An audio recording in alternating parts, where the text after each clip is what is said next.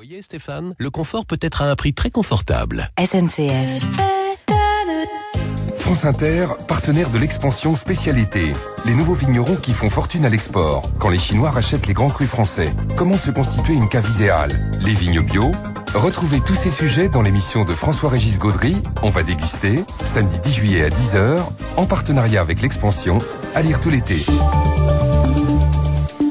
Merci d'avoir écouté le journal. On retrouve 2000 ans d'histoire. Patrice Gélinet, bonjour. Bonjour, aujourd'hui 25 juin 1876, la dernière grande victoire des Indiens contre l'armée américaine, la bataille de la Little Bighorn.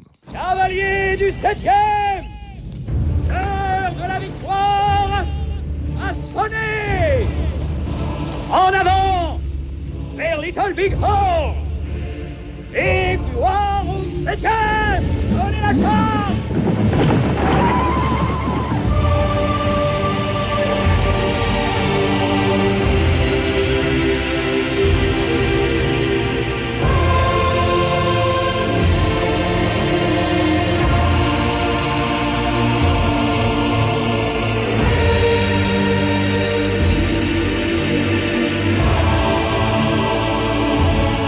« 2000 ans d'histoire.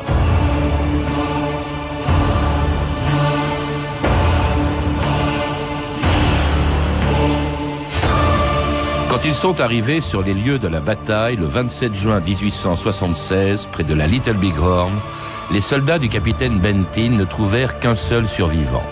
Un cheval du 7e régiment de cavalerie qui marchait au milieu de plus de 200 cadavres. 2 jours plus tôt, les Indiens de Sitting Bull et de Crazy Horse les avaient massacrés après avoir infligé à l'armée américaine une des défaites les plus humiliantes de son histoire. C'était dans le Montana, quelque part au pied des Rocheuses, le 25 juin 1876. Ce matin-là, un héros de la guerre de sécession et des guerres indiennes, le général George Armstrong Custer, était arrivé en vue d'un camp de Sioux et de Cheyennes, installé tout près d'une rivière dont le nom allait entrer dans l'histoire. Bonjour, général. Giovanni Martini, ordonnance aujourd'hui. Les éclaireurs, ils disent que c'est possible de voir le village. Beaucoup, Hotacio. Bon, je crois qu'on les écrasera tous en un seul jour. Où se trouvent ces hostiles? Là-bas, à l'ouest de l'horizon, monsieur. Au pied de la petite falaise, c'est la vallée de la Little Bighorn. Le village est là. Sergent-major, rassemblement. Faites sonner l'appel des officiers. Sonnez le rassemblement.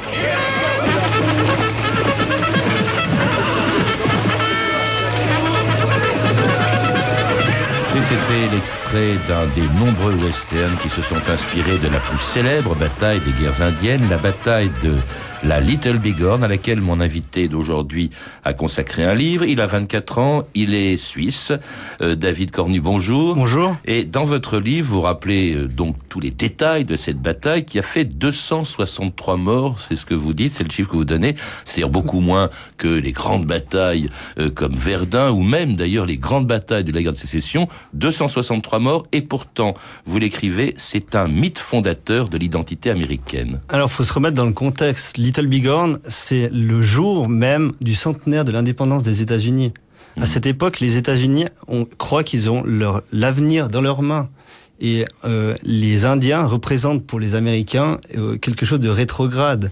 Et les Américains ne peuvent pas imaginer comment un homme comme Custer, leur héros, puisse tomber dans les mains de quelqu'un qu'on considère comme inférieur. Et il faut pas oublier aussi qu'on est 11 ans après la guerre de sécession. Et les Américains se demandent s'ils pourront passer le siècle. Donc ils sont extrêmement choqués. On peut comparer ce choc à l'assassinat de Kennedy ou même au 11 septembre. Oui. Vous évoquiez Custer, c'était effectivement un héros national avant même que la bataille commence. Vous rappelez que il était encore assez jeune, il est né dans l'Ohio en 1839, attiré très tôt par l'armée, il entre à West Point. Il fait pas une carrière très brillante d'ailleurs, à West Point, il sort 34e sur 34 hein. Ouais, alors le général Custer, le problème c'est pas qu'il est pas brillant, c'est qu'il est extrêmement bouillant.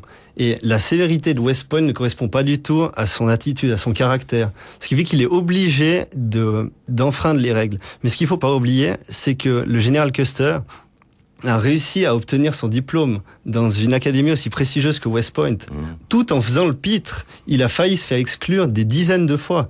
Donc ça veut dire qu'en fait, c'était un soldat né qui n'arrivait pas à être dans le carcan de West Point. Et en revanche, qui va se distinguer pendant la guerre de sécession. C'est à ce moment-là qu'il devient extrêmement célèbre, David Cornu. Ah oui, alors là, il explose véritablement. Il devient une véritable rockstar dans toute l'Est des États-Unis. Il gagne pas moins de 23 victoires extrêmement importantes et il passe du rang de capitaine au rang de général de division, commandant 5000 hommes. Le plus jeune général de toute l'histoire de l'armée américaine. Oui, à 23 ans, il est général de brigade et à 25 ans, il est général de division. C'est absolument exceptionnel.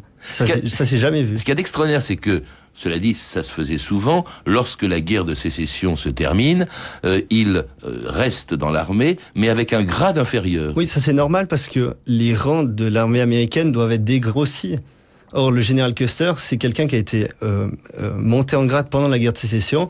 Et là, il faut ramener les effectifs à la baisse. Donc, on dit au général Custer, on reconnaît ce que vous avez fait pendant la guerre de sécession. On va vous donner un grade beaucoup plus grand que ce que vous pourriez avoir à votre âge. À 25 ans, on le fait lieutenant-colonel.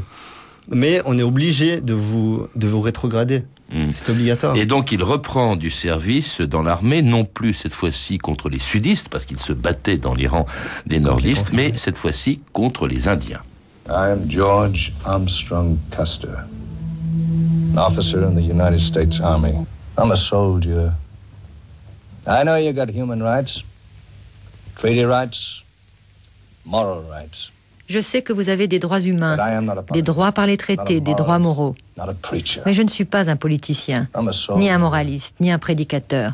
Je suis un soldat. Les seuls droits qui m'intéressent sont ceux de mes soldats. Le seul devoir qui m'intéresse est celui de ma charge. Qu'on ait l'air de vous chasser de vos terres n'est plus de ma responsabilité. C'est l'histoire. Vous êtes un peuple militairement vaincu. Vous payez les conséquences de votre refus du progrès. Vous comprenez ?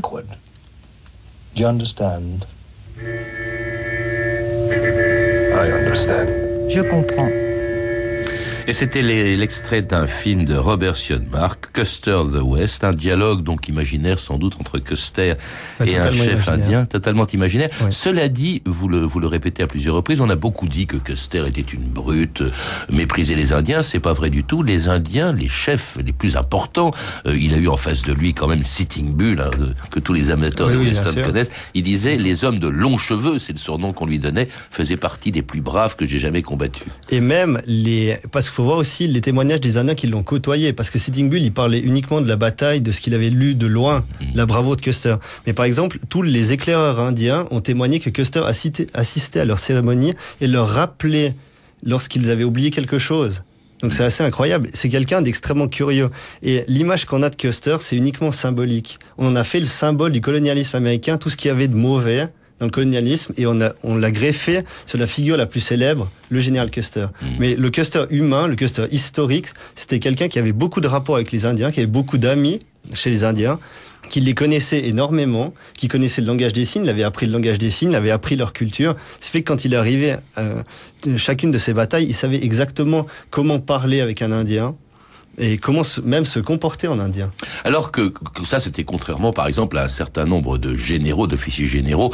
Je pense au général Sheridan, qui était le commandant en chef des forces armées américaines dans les Grandes Plaines, celui qui a livré, qui était le supérieur, et qui disait un bon Indien est un Indien mort. C'était pas du tout le cas de Custer. Cela dit, quand même, c'est un homme qui, dans la guerre à laquelle il a participé contre les Indiens, était très brutal. Vous évoquez, par exemple, une bataille en 1868, la bataille de Washita, et il y a eu un massacre de camp de Cheyenne sous les ordres de Custer. La Washita, ce qu'il faut voir, c'est que les Cheyennes avaient attaqué des pionniers dans le Kansas, et les ordres du général Custer, c'était littéralement de raser le village, c'est-à-dire de brûler tous les tipis et de ramener des prisonniers. Je dirais pas massacre, je dirais plutôt bataille, mais ce qu'il faut voir, c'est que avec nos yeux d'aujourd'hui, une bataille des guerres indiennes est nécessairement brutale, parce que les ordres sont définitifs. Les ordres, c'est brûler tous les tipis, brûler toutes les réserves et ramener les prisonniers. C'est extrêmement brutal.